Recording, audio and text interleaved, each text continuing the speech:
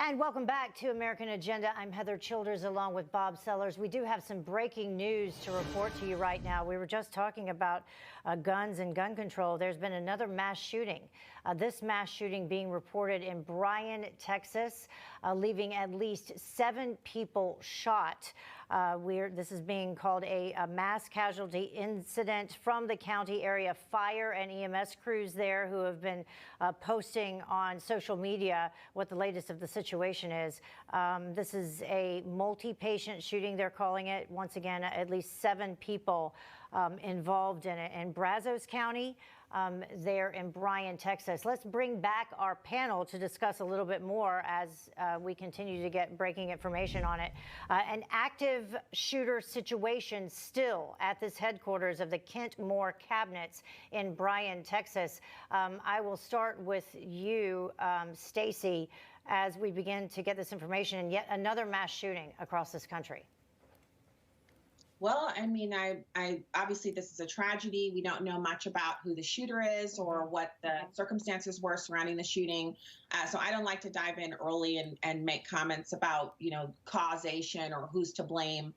But obviously the shooter is the person that we should be focusing our energies on, not the tool or weapon, because as was mentioned earlier, more people die of violence via hands and feet and knives than gun violence, which is really a nomenclature. It's people violence. People are the ones perpetrating the violence, and some people use gun as a tool. So I want to make sure that we're just clear on it's a tragedy. We want to comfort and seek out to help those who have been harmed and their families, and wait to see what the actual information is on who did this. Yeah, just a little bit more information. It seems to be the location of this is an industrial area about 15 minutes away from Texas A&M University.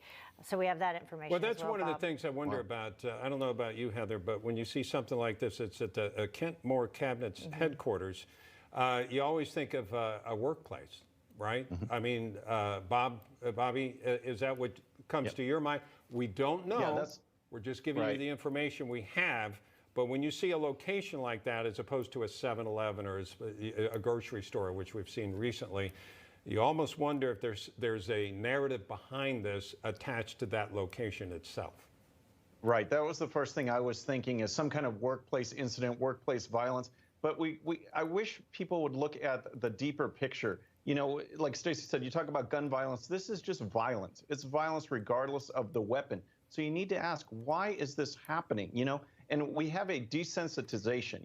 We've downplayed the importance of human life in this society across the world, and especially in the United States. I mean, the left loves to talk about, we need to end gun violence and everything. And then Hollywood liberal elite are putting these violent movies out there that desensitize people. They don't have a value for human life. And that's why you see some of this stuff. If we address the cultural issues, both in the inner cities and out, we will gain so much traction to turning this around and ending the violence epidemic, whether it's gun or not. That's what we need to focus on. Yeah, and Amy, obviously we do want to be very careful because it's very early on. I'm scanning for any additional information that comes available, but we do know that some of those who have been shot, at least 6 being listed, several in critical condition, according to some of the local news sources there. But once again, we don't know the circumstances surrounding this, and obviously that's one of the issues that we were discussing earlier when it comes to gun control. We had mentioned that so often people don't discuss the individuals and maybe the mental issues that were behind certain shootings. And then those are so quick to leave the headlines, as well as has the Colorado shooting that left the headlines very quickly, and then the Atlanta shooting, which left the headlines very quickly. Right, and I was going to reiterate that exact point that Stacy had brought up regarding mental health.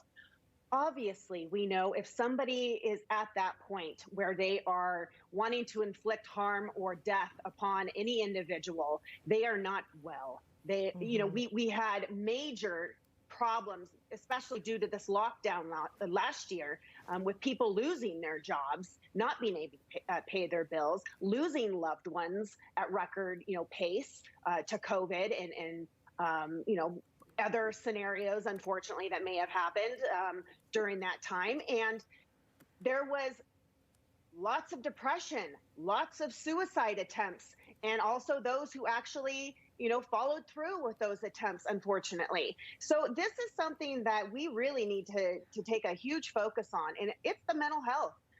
Plain and simple. Yeah, and we do have some additional information that at least 2 ambulances have left the scene there at the Kent Moore Cabinet's headquarters in Bryan, Texas, which we said was just outside of Texas A&M University, about 13 or 15 minutes away.